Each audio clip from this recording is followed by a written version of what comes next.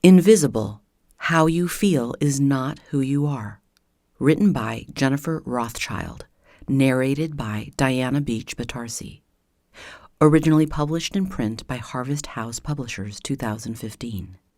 Find free downloads related to this title and connect with the author at www.jenniferrothschild.com/invisible. Chapter 1. The Me in Gomer.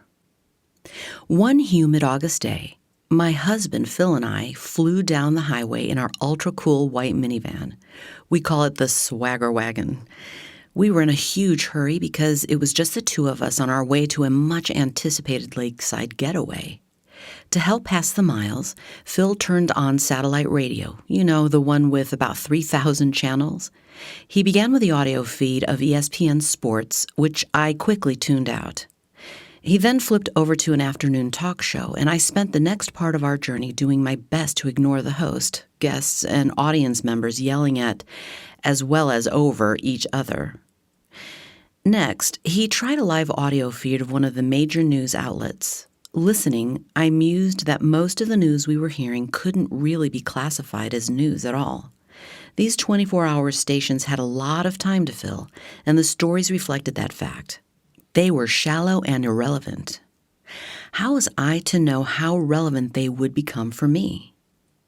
While listening to all this chatter, I was bombarded with about 3 hours worth of commercials, more than a lifetime's worth in my opinion.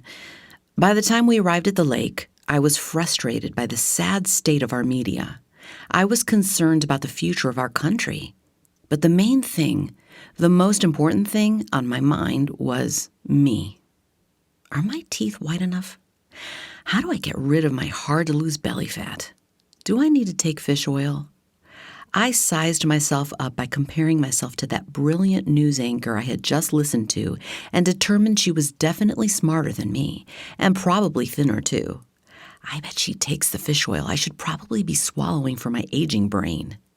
All of a sudden, I was uncomfortable with everything about me, things I hadn't even thought about before, because I hadn't spent this much time in a long time focusing on me. Was I skinny enough? Cute enough? Successful enough? Was my skin too wrinkly for my age?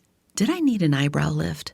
Could that berry extract booster for only $30 a month really make me trim, give me more energy, and totally change my life? And what about my thighs? According to one of those talk shows I had just heard, my thighs were definitely too flabby. I poked and pinched them as Phil drove along, and by the time we got to the lake, I was convinced that not only were my thighs too flabby, but I also needed a knee lift.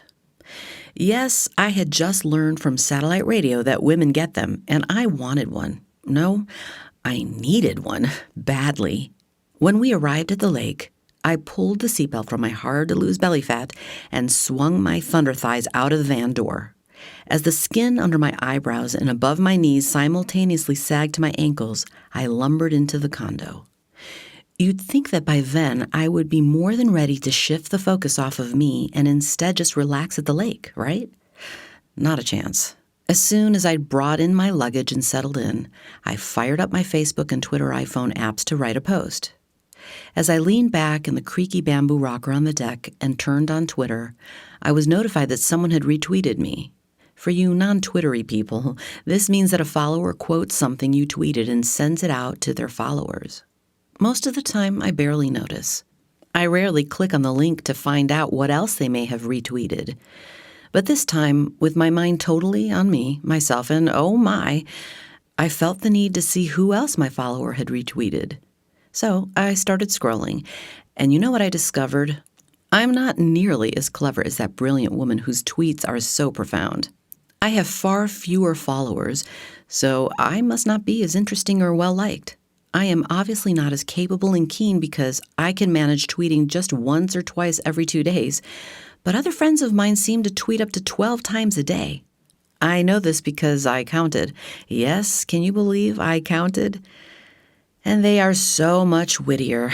How can they be that funny using so few letters? They have a presence on Pinterest. You can find them illuminating Instagram. They're brilliant and busy, put together and perfect. How perfect?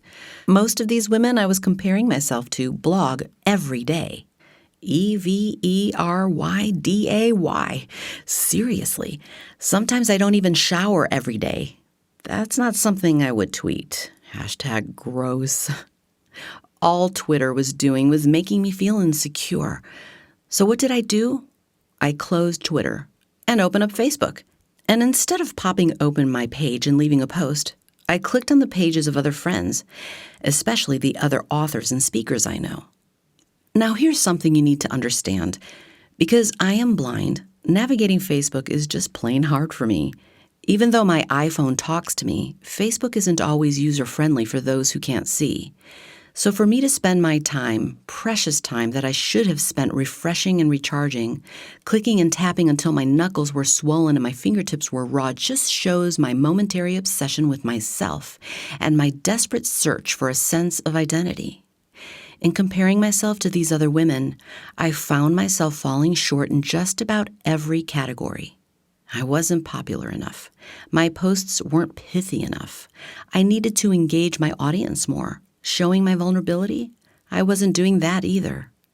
I discovered that followers light up the like button when the poster seems frail, authentic, or vulnerable. And as far as friends go, well, I was hundreds of followers behind this woman or that woman. Here I was measuring my success by how many Facebook followers I had. Whatever the number, it was lower than hers, so it wasn't high enough. My level of self-awareness was at an all-time high, and my sense of value was at an all-time low. By this point, I was completely discouraged and feeling like an uninteresting, droopy-eyebrowed, saggy-kneed, unpopular, has-been woman. Compared to everyone else, I felt invisible. I hadn't thought about myself this much for this long in years, and I was miserable.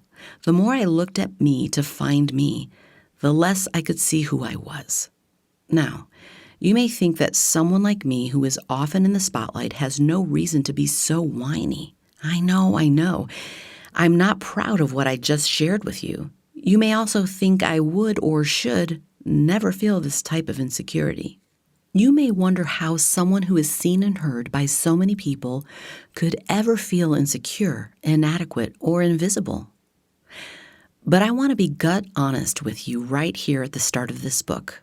Sometimes the spotlight can accent, point out, and advertise every insecurity you have, even insecurities you didn't know you had. And the more people you have staring at you, the more invisible you can feel. We are all the same, whether we stand in the spotlight or feel like we live in the shadows. We all long to be seen, known, and accepted. Now, I could explain my momentary identity crisis by saying, see what media will do to a woman? I could recommend we all turn off the television, retire the radio, and stay off of social media. I could suggest that we eliminate all forms of advertising from our lives and thus avoid those evil marketers whose goal is to make you feel like a loser so you will purchase their products. I could rant and rave that Facebook and Twitter will do nothing but pulverize your self-esteem. But media isn't the problem. Media simply reveals the problem. On that August day, the media merely served as a spotlight shining on the issue that was already there. I was having a walking, talking, Facebook stalking identity crisis. But wait a minute. How could this happen? After all, I was a Christian, for heaven's sake. I knew that God loved me and that I was valuable to him no matter how many Facebook friends I had. I also knew that my identity was in Christ. So how could an identity crisis hit me and hit me hard? My identity was in him, right? But why didn't that feel right? Isn't who I am based on who he is? And if it is, then why was I trying to find myself? If I really believed that God sees me, why did I feel invisible?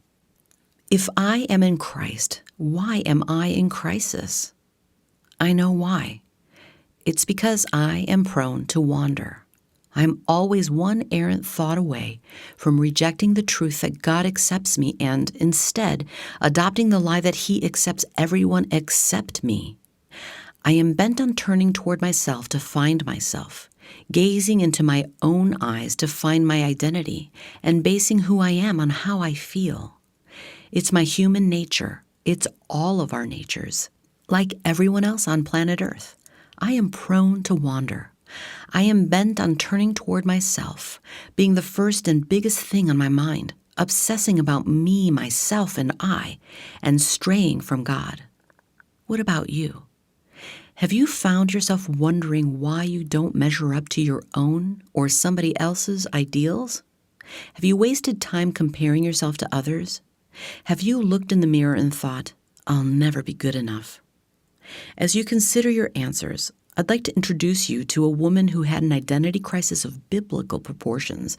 Loved beyond belief, this woman should have been able to rest secure in her identity. But she made the fatal mistake of wondering, and then she started wandering. Hosea and Goma. I first heard this story from my dad, who was a master storyteller. Growing up, I loved the way he wove together tales that blended a lot of God's truth, a little bit of imagination, and a whole lot of Southern drawl.